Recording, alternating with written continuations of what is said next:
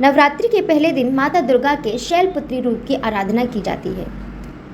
मार्कंडेय पुराण के अनुसार पर्वतराज यानी शैलराज हिमालय की पुत्री होने के कारण इनका नाम शैलपुत्री पड़ा। नवरात्र के पहले दिन माता दुर्गा के शैलपुत्री रूप की आराधना की जाती है। मार्कंडेय पुराण के अनुसार पर्वतराज यानी शैलराज हिमालय की पुत्री होने के कारण इनका नाम शैलपुत्री पड़ा। साथ ही माता का वाहन बैल होने के कारण इन्हें वृषारूढ़ा भी कहा जाता है। माँ शैलपुत्री के दो हाथों में से दाहिने हाथ में त्रिशूल और बाएं हाथ में कमल का फूल सुशोभित है।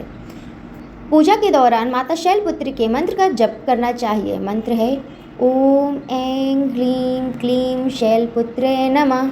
ऐसा करने से उपासक को धन धान्य ऐश्वर्य सौभाग्य आरोग्य मोक्ष तथा हर प्रकार के सुख साधनों की प्राप्ति होती है। कहा जाता है कि आज के दिन माता शैलपुत्री की पूजा करने और उनके मंत्र का जप करने से व्यक्ति का मूलाधार चक्र जागृत होता है। अतः माता शैलपुत्री का जो एक और मंत्र है वो ये है वंदे वांछित लाभाय चंद्र अर्धकृत शेखराम वृषारूढ़ाम शूलधराम शैलपुत्रीम यशस्विनीम।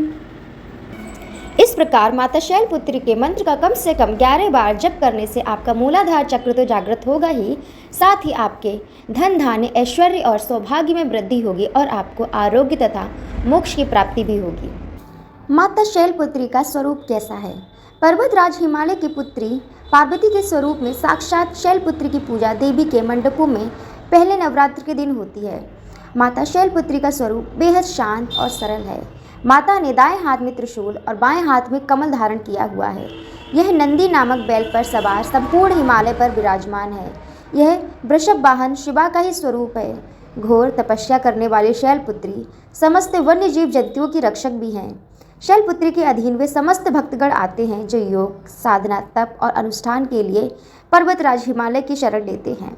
माँ अपने भक्तों की हमेशा मनोकामना पूरी करती हैं और साधक का मूलाधार चक्र जागृत होने में सहायता मिलती है। माता शैलपुत्री की कथा। माता शैलपुत्री से जुड़ी एक कहानी का उल्लेख यहाँ करना आवश्यक है। प्राचीन काल में जब सती के पिता प्रजापति दक्ष यज्ञ कर रहे थे तो उन्होंने सारे देवताओं को इस यज्ञ में सम्मिलित होने के लिए आमंत्रित किया, लेकिन अपने जामाता महादेव भगवान और अपनी पुत्री सती को आमंत्रित नहीं किया। लेकिन सती की अपने पिता के यज्ञ में जाने की बहुत इच्छा थी। उनकी व्यग्रता देख शिव जी ने कहा कि संभवतः प्रजापति दक्ष हमसे रुष्ट हैं, इसलिए उन्होंने हमें आमंत्रित नहीं किया होगा। शिव जी के इस वचन से सती संतुष्ट नहीं हुई और जाने के लिए अड़ गई। उनकी जिद देखकर भगवान शिव ने उन्हें वहां जाने की अनुमति दे दी। सती जब अपने पिता के घर पहुंची तो सिर्फ माँ ने ही उन्हें स्नेह दिया, बाकी सदस्यों ने उनसे ठीक से बात नहीं की और व्यंग्यात्मक छींटाकशी भी की। महाराज दक्ष ने भी शिव जी के प्रति कुछ बातें कही जो सती को उचित नहीं लगी। अपने पति का तिरस्कार होता देख जो यज्ञ हो रहा था महाराज दक्ष के यहाँ, उस यज्ञ की अग्नि में कूदकर देवी सती ने अपने आप को भस्म कर लिया। जब शिव जी को सती के भस्म होने के बारे में पता चला तो वे क्रोधित हो गए और उन्होंने दक्ष के यज्ञ का विध्वंस करवा दिया। यही सती अगले जन्म में शैलराज हिमालय की पुत्री के रूप में जन्मी और शैलपुत्री कहलाई।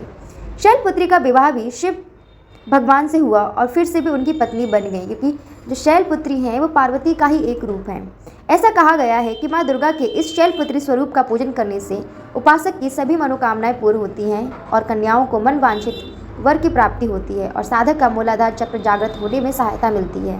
वंदे वांछित लाभाय चंद्राधिकृत शेखरम वृषारूढ़ाम शूलधराम शैलपुत्रीम यशस्विनीम पुनीन्दुनिभां गौरी मूलाधार स्थिता प्रथम दुर्गा त्रिनेत्रां पटांबर परिधानां रत्ना किरीटा नामालंकार भूषिता। अर्थात मैं मनोवांछित लाभ के लिए अपने मस्तक पर अर्धचंद्र धारण करने वाली, वृष पर सवार रहने वाली, शूलधारिणी और यशस्विनी माँ शैलपुत्री की वंदना करती हूँ। या देवी सर्वभूतेषु शैलपुत्री रूपेण संस्थिता नमस्तस्यै नमस्तस्यै नमस्तस्यै नमो नमः।